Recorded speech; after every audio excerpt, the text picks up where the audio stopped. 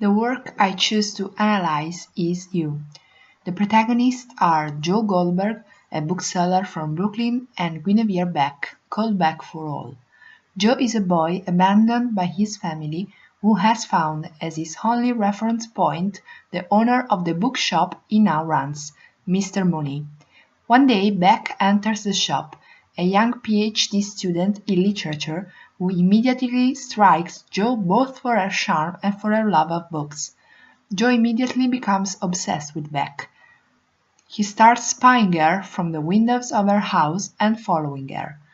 Joe manages to enter Beck's world, who is unaware of her stalker, and the two begin a relationship. For Joe, whoever is part of Beck's life is a bad influence that must be eradicated. After all, he is no stranger to committing crimes. His ex-girlfriend, Candace, had tried to leave him, and that's why Joe killed her.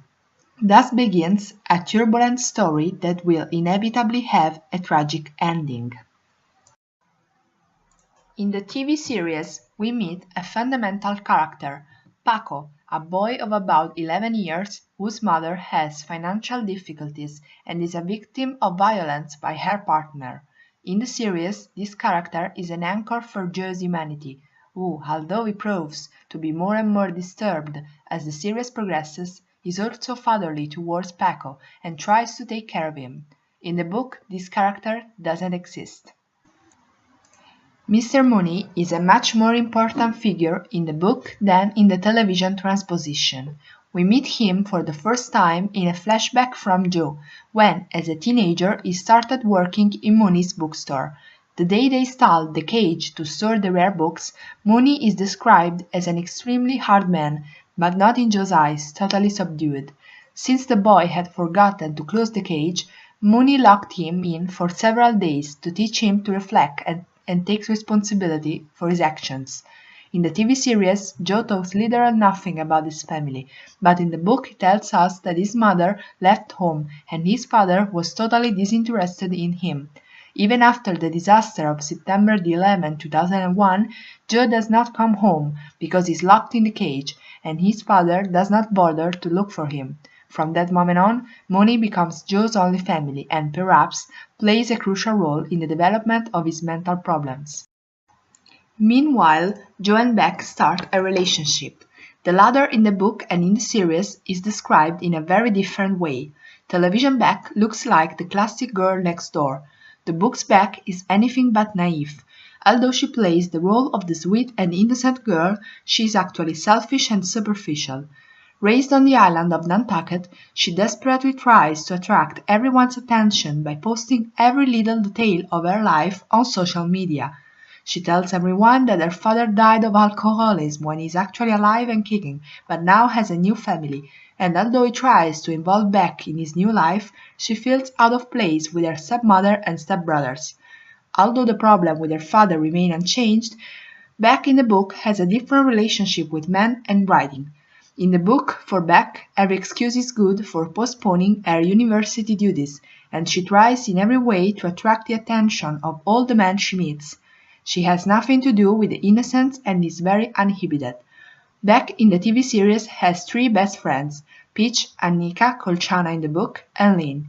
In the TV series, these girls are the classic Upper West Side fashionistas who only think about boys and have fun. In the book, however, every now and then they try to push Beck back to the right path and encourage her to write. A separate character is Peach Salinger. Peach is an extremely rich and obsessed with Beck girl. In the book, the other two girls in the group can't stand her, but Beck is as if she was addicted to her and her judgment.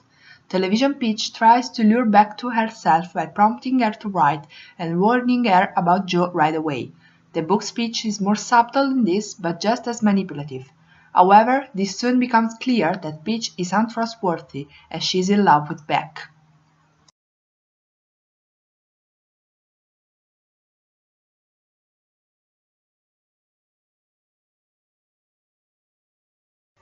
The themes covered in this work are many, but the most important are certainly stalking, feminicide, and mental illness. The narrating voice of both works, Joe, who comments on events addressing himself directly in his mind to his beloved Beck, that is to say, to his victim, tells the facts in an ironic way, almost with detachment. He is absolutely unaware of his madness, so much so that he considers it normal to spy on a girl he likes from the window. Joe is an unconventional person, a sociopath with a background of abuse, but at the same time appears extremely lucid, even reasonable.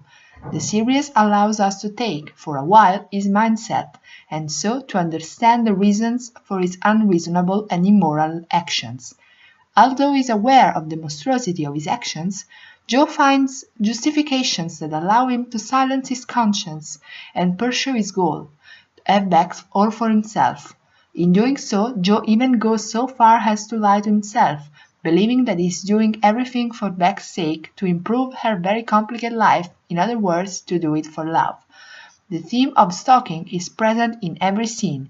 Joe has no doubt that Beck may not be interested in him. From the exact moment he discovers her name, he decides that she returns his love. However, the stereotype of the monster or sociopath is overturned, for which, according to common sense, if a person is suffering from a disorder or it's a criminal, it's immediately understood because it's evident. Even if the two start a relationship, it's still a sick relationship because Joe, in addition to all his crimes, also tries to change Beck by manipulating her and turning her into the woman he would like with him. He also condemns the same manipulative attitude in Peach, Beck's friend, just as obsessed with her, thus showing this double moral. He can control Beck's life because he loves her, but Peach can't. You is a work that received both much praise and much criticism because of the important topics covered. Stalking, violence, and feminicide are unfortunately daily realities in our society, and the task of the work was to detach itself from it.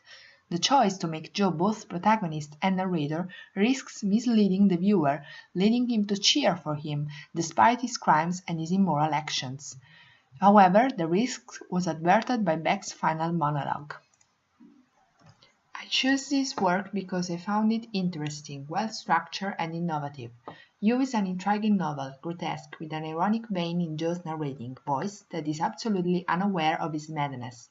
I find that the theme of violence against women is treated in a serious way, to emotionally distance the viewer or reader from Joe's actions, but at the same time involve him in the story.